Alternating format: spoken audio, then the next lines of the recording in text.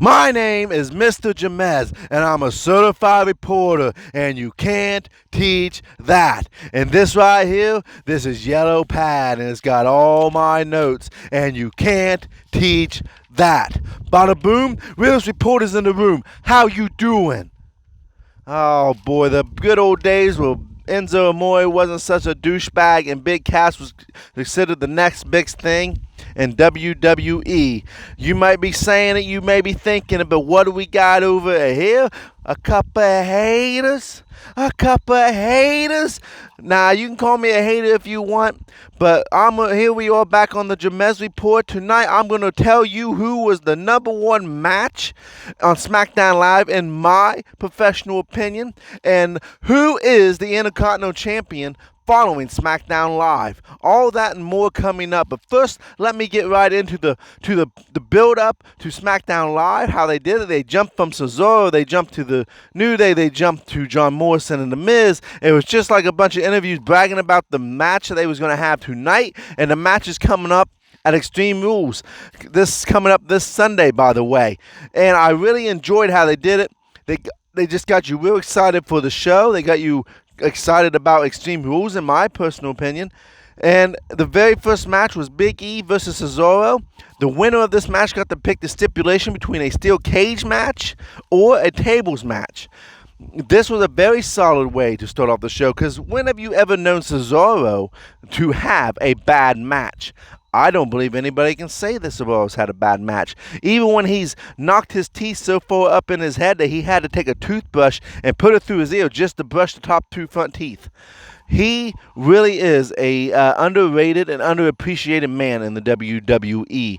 And you can quote that. You can send that to WWE. I hope WWE sees me saying that, because it really is true. This was a very solid match. Cesaro would end up getting the win with a little help from Shinsuke Nakamura, and they would go on to select a tables match. Great choice, in my opinion, considering you are facing the New Day. It opens up a lot of possibilities. A table match is very random. You don't know what's really going to happen. You don't know who's going to win. If I was going to make a prediction, it will be Cesaro and Shinsuke walking out, unless they've been mentioning Xavier Woods a little bit more on TV, unless Xavier Woods comes back and gets them the win.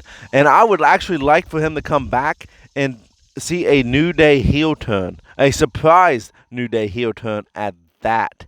I don't know how you guys feel about that. What do you think about that idea?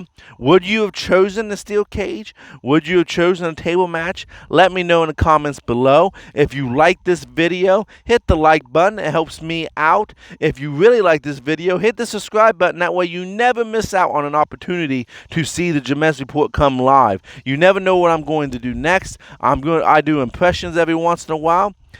So please tune in, hit that subscribe button if you like the video. Now, moving on to a moment of bliss, as you would say. I tried to say it as professional and give us some class, as you may say, when I said that. I just want to come out and say right now, I really, really miss the heel Alexa Bliss. I'm not saying that the babyface version of Alexa Bliss is not good, but I feel like she is uncomfortable playing a babyface, where she's more comfortable playing a heel. I know why they're doing it, but she came out and said that, hey, I'm going to have a special guest on the show tonight that's going to turn this world upside down. And she begins to talk about this guest, saying that she's going to blow the roof off the place at Extreme Rules.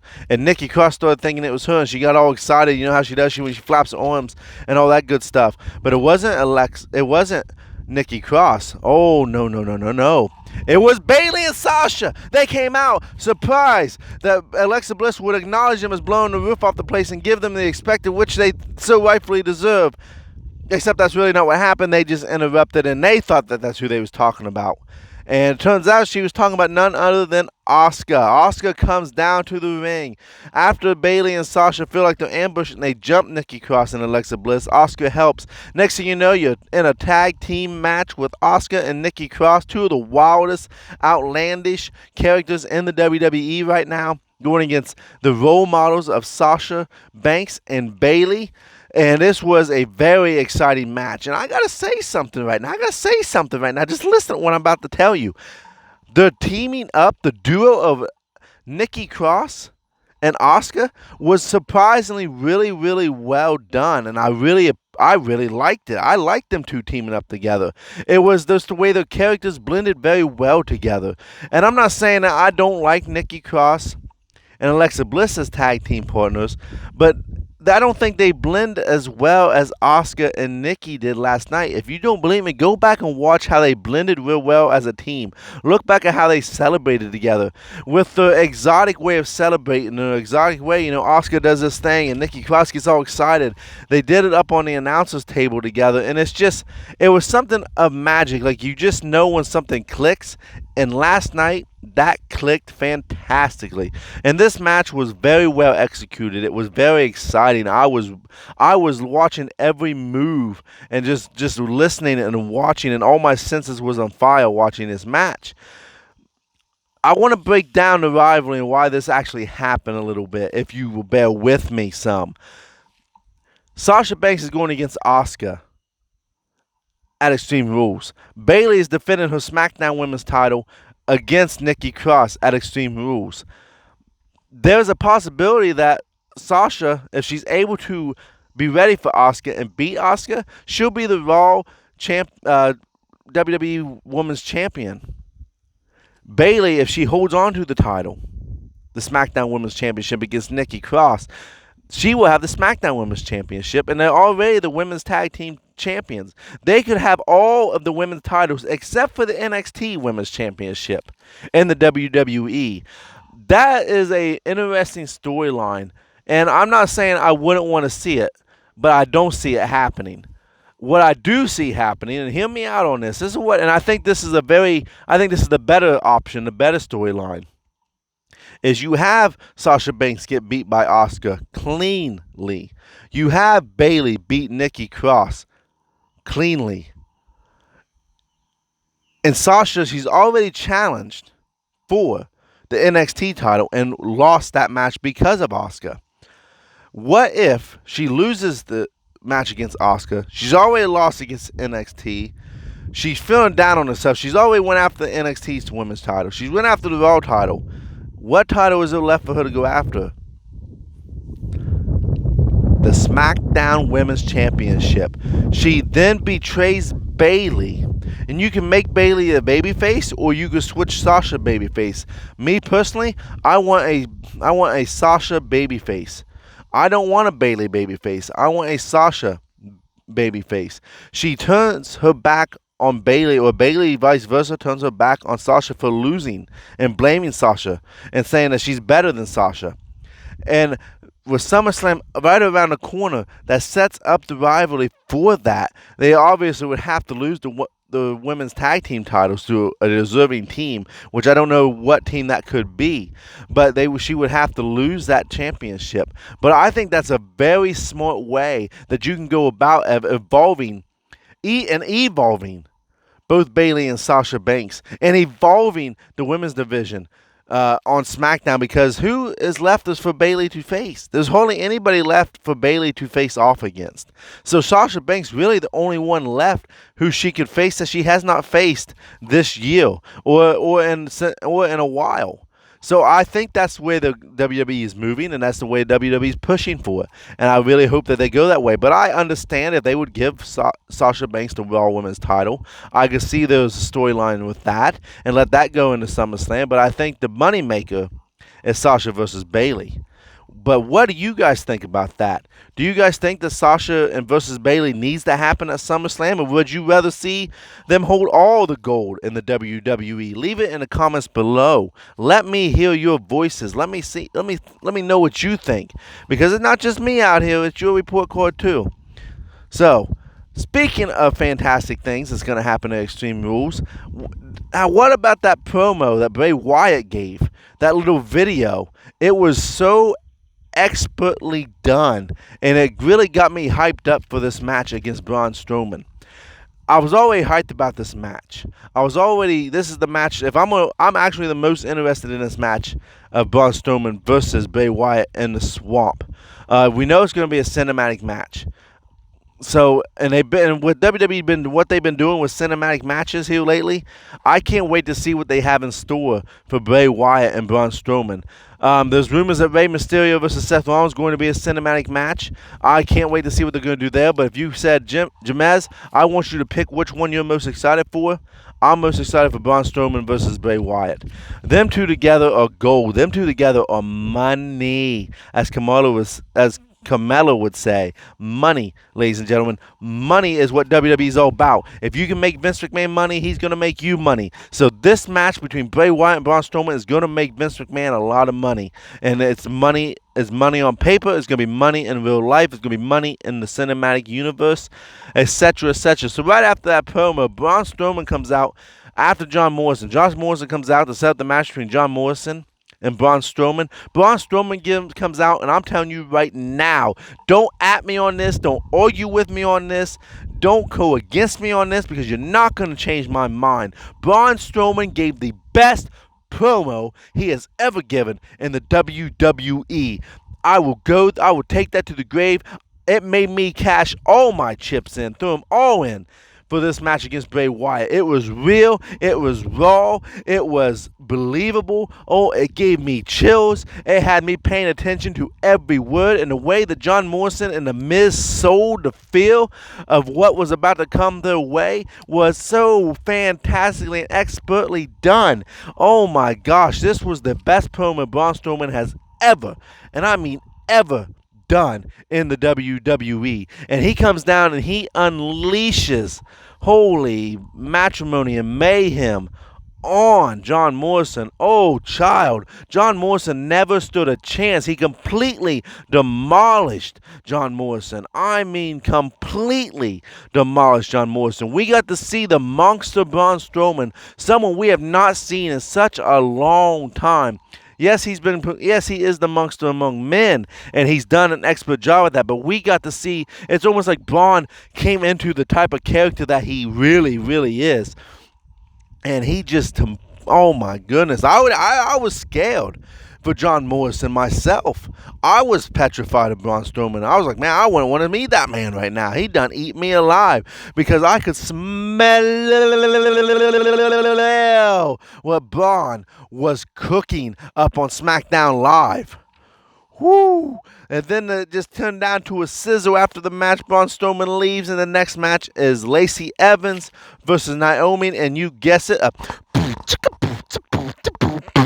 a rap battle, ladies and gentlemen. They had a sing-off last week, so they had a rap battle this week to prove who was the better one and who deserves a championship match against Bayley. Thank goodness the WWE did not go with that route. Last week was a catastrophe. Why in the world did they do the sing-off challenge? I have no idea. It wasn't entertaining.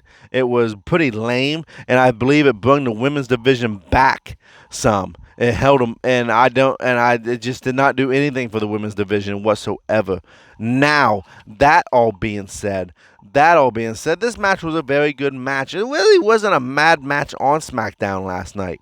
I couldn't pick one match that was a bad match. If I was going to pick a match that was the least exciting, it was Lacey Evans versus Naomi, but it wasn't a bad match overall. Next was the main event. This is what you all been waiting for. If you don't know, who is the Intercontinental Champion today? Is it AJ Styles or is it Matt Riddle? Well, wait no longer. I got the answer right in the palms of my hands. This match between Matt Riddle and AJ Styles, it was highly anticipated. It was a main event match. It was exciting. It was everything this match was going to be. They fed off each other very well. I was in every moment of this match. I loved it. I thought it was great. I thought it was fantastic. I want to see these guys go at it time and time and time again. They just put on one heck of a show last night. And the outcome, the way they did the outcome, was fantastically done, in my opinion. It protected Matt Riddle because Matt Riddle would go on to lose. So to answer the question, AJ Styles is your Intercontinental Champion still. But the way he did it, he was getting put in submission, but he was able to reverse it and roll up Matt Riddle and beat him cleanly, but in a clean way that it made Matt Riddle look strong. You hear about getting put over in a defeat. You hear about guys putting guys over by beating them. This was a moment where AJ Styles put over Matt Riddle by beating Matt Riddle. If Matt Riddle would have won that championship, I believe it probably would have turned a lot of people off that soon in his main event run to win the championship from AJ Styles. So having AJ Styles win, but not being able to hit the Styles Clash on him, or the phenomenal elbow, anything like that that could put away Matt Riddle, he had to result to a roll-up and got a lucky 1, 2, 3.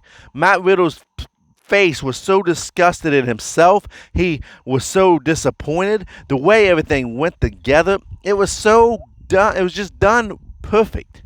And then AJ Styles, and this is really where he put him over, comes over and uncharacteristic like with him being a heel character, shakes Matt Riddle's hands right before Baron Corbin jumps in and jumps Matt Riddle. And you could tell that AJ Styles wanted to help Matt Riddle, but then he did walk out of the ring and let Baron Corbin demolish Matt Riddle. It was a very good way to let AJ Styles stay heel. It was a good way to let Baron Corbin get a lot of heat. It was a good way to let Matt Riddle get this storyline built up between him and Baron Corbin. That's going to happen, not at Extreme Rules, but it's going to happen at SummerSlam. I'm sure of that. And I'm really excited for Baron Corbin versus Matt Riddle storyline. I think that's going to be a fantastic match. Baron Corbin is a true heel in the wrestling industry. And Matt Riddle is playing the true babyface. And people, I believe, are digging Matt Riddle. He is one of the most popular stars in WWE right now. So Baron Corbin versus Matt Riddle is going to be a fantastic match. Mark my words. It may be the match. I don't know if it'll be the match of SummerSlam, but it'll be a match that everybody will be talking about. And that all being said, we're down to the final moments of this video. Who did I think was the number one match? What match of the night? What was the match of the night for me? And you can disagree, and that's fine. If you do disagree, put it down in the comments. Who did you think had the best match of the night last night? It came down to between AJ Styles versus Matt Riddle and the teaming of Asuka and Nikki Cross versus Bayley and Sasha. Before I tell you who it is, hit that like button. Hit that subscribe button if you're enjoying this video. That way you never miss content from the Jamez Report. Every time the report goes live, you will get a notification to say, hey, this video's on, I'm going to go check him out. That being said, who did you think was the best match of the night? But my winner is, and drumroll please, Sasha Banks and Bayley versus Nikki Cross and Asuka. Don't at me on it. That was the best match of the night. If you disagree, put it down in the comments below. I'm really looking forward for another team up between Nikki and Asuka. I would love to see it. But either way, you guys have a great day. Thank you for tuning in. Thank you for sticking with me. Like I said, hit that subscribe, hit that like, and I'll catch you guys later on the next report.